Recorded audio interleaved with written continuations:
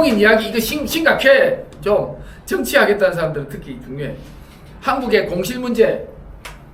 자 보세요. 제가 읽어볼게.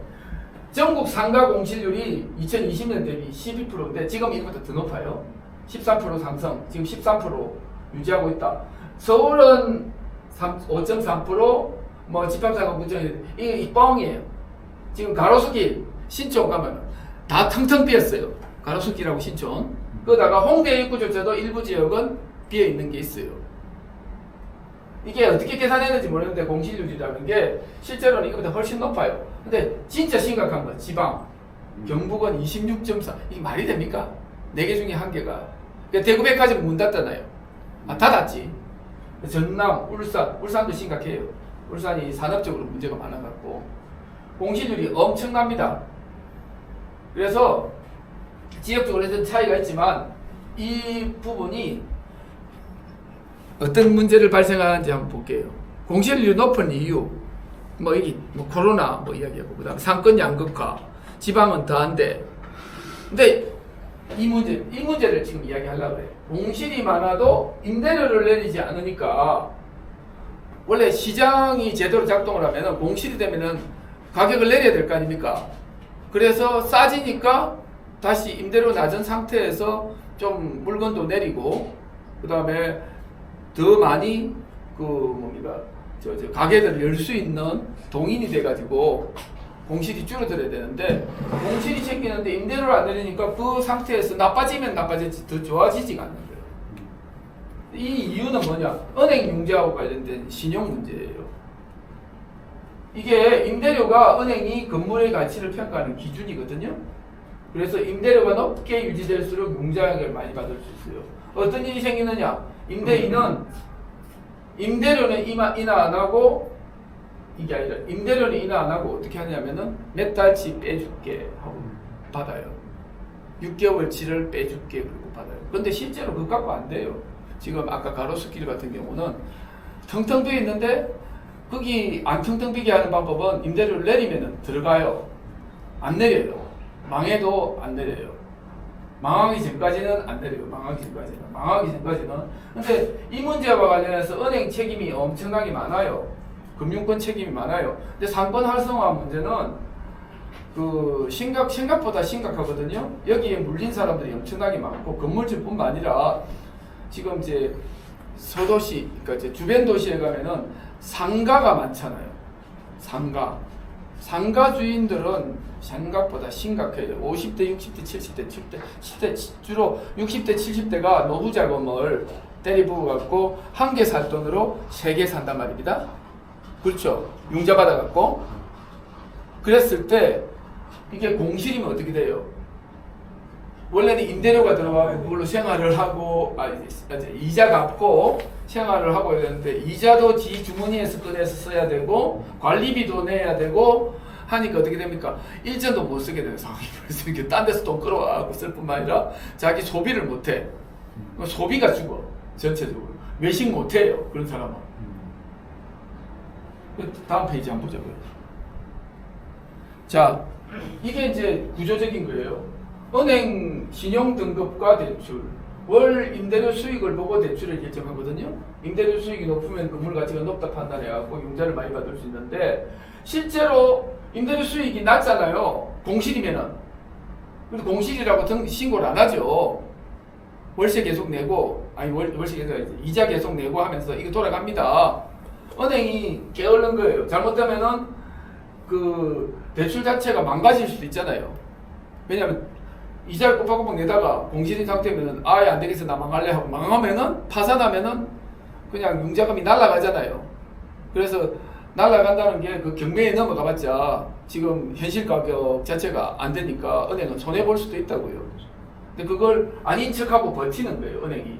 그래서 건물 가치가 하락하면은 대출 금액이 감액을 해야 되는데 실제로는 감액해야 될 상황이에요. 근데 감액을 안 하는 거는 은행 담당자가 감액하면 지한테 문제가 생길까봐 안 하는 게 이게 정권을 하면은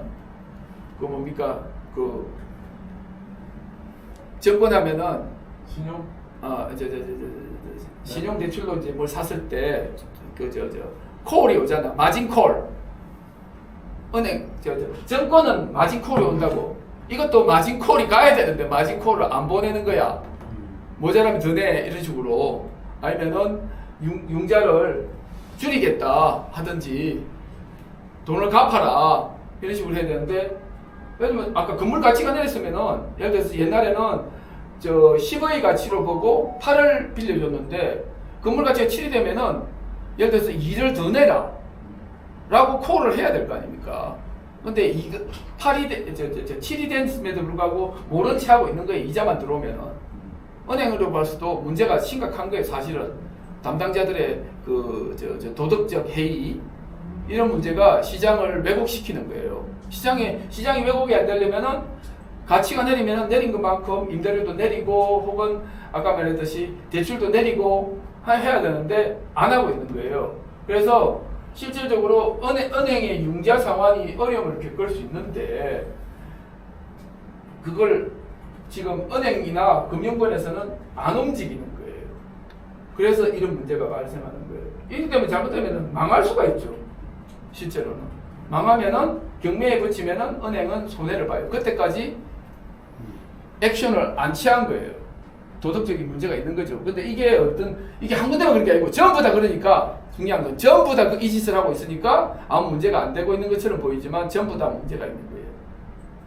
한 놈만 이렇게 하면은 모르겠는데 전부 다 이러고 있으니까 공실률과 관계없이 임대료가 높은 상태로 유지가 되고 있는 거예요. 그래서 실제로는 아까 말씀드렸다시피 제가 살고 있는 그 주상복합에 사는 사람은 가구수가 300가구예요. 근데 점포가 100개예요.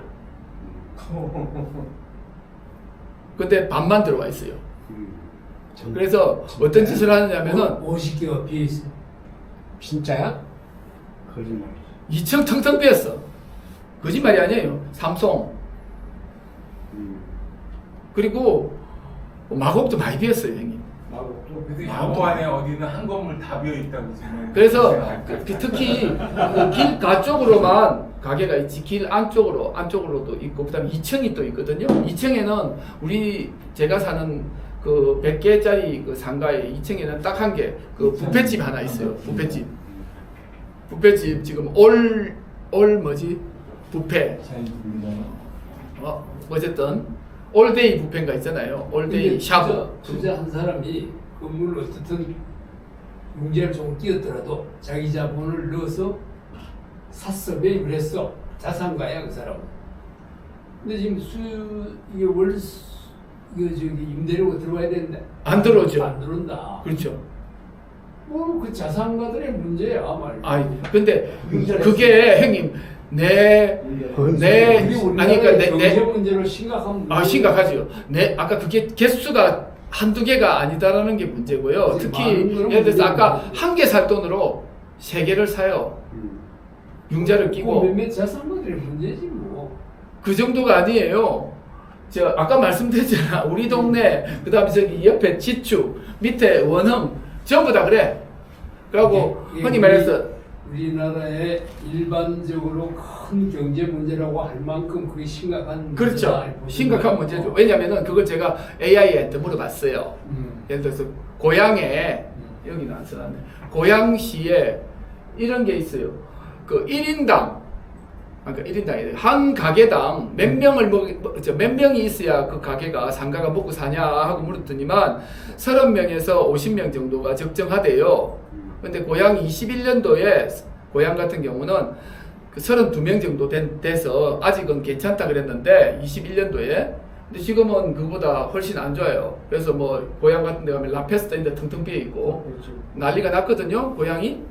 고향시가 우리 동네는 더 텅텅 비었고요. 그래서 실제로는 지금은 점포수가 너무 많이 늘어서 문제가, 그러니까 특히 우리 동네는 신세계에서 스타필드를 만드는 바람에 스타필드에서 멀어질수록 장사가 더 안 되고 완전히 텅텅 비었어요. 아니 그 질문의 요지가 예. 이런 뜻으로 이해를 하는데, 그 상가를 산 사람들이 그걸 임대를 나서 임대료로 자기 생활비로 쓸 사람들이 많냐 이 말이지. 그렇죠. 그러려고 상가를 분양을 받은 거죠. 그럴 경우에는 이제 뭐 서민경제 심각한 거죠. 생계가 막연하니까. 더욱이나 그게 여윳돈이 좀 아이, 있어가지고 그렇지 뭐 않습니다. 먹고 살만한데. 그러면은 건물주가 돼야죠.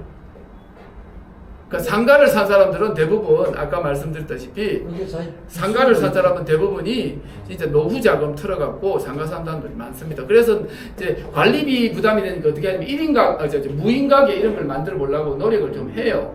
무인 가게도 안 돼요 요즘에. 그다음에 우리 동네 무인 가게 제일 많은 게 뭐 세탁소, 그다음에 아이스크림 가게, 사탕 가게, 그다음에 라면 가게들을 만드는데 사람이 장사가 안 돼요. 그래서 아까 이제 말씀드린 게 이자뿐만 아니라 관리비도 셉니다. 관리비도 상당히 세요. 그래서 결국은 공실이 되는 순간 그 사람은 머리를 쥐어 뜯어요. 진짜로. 근데 그런데도 불구하고 못 내려. 안 내려. 내려갖고 어떻게든 해야 돼. 심지어는 지금은 상황이 안 좋아지니까 내려도 들어갈 사람이 없어요. 내려도 들어갈 사람이 없어. 그러니까 말씀드렸잖아요. 자기라도 해보겠다고 들어갔는데 우리 동네는 자기라도 해보겠다. 자기가 가게를 해보려고 들어갔는데 할 업종이 없는 거야. 그러면 최소한 현재와 같은 상황이 되면은 지금은 또 상가가 추가로 공급되는 이런 있죠. 우둔한 짓거리를 하는 놈들이 있죠. 전혀 없어야 되잖아. 그렇지.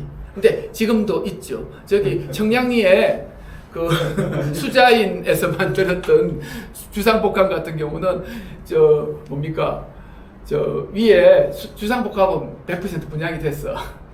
근데 상가는 70% 분양이 됐다 했는데 중도금을 안 내고 다 포기해버렸어.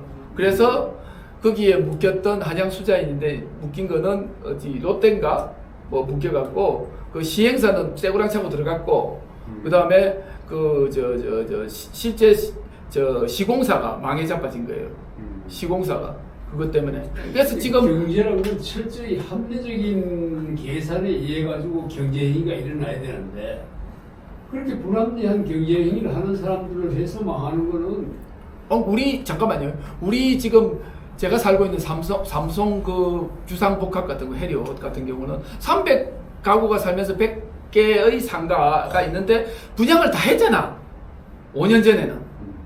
그때는 잘 될 거라 그래갖고 다 비싼 가격에도 다 샀어요. 근데 불과 거기서 한 3년 지나니까 안 팔리네 그래갖고 이제 미분양 사태들이 터지기 시작을 한 거지요. 근데 그 전에 샀던 사람은 덤태기를 이제 쓴 거고. 실제로 그리고 그걸 예상할 수 있는 게 이제 제가 여기서 나오는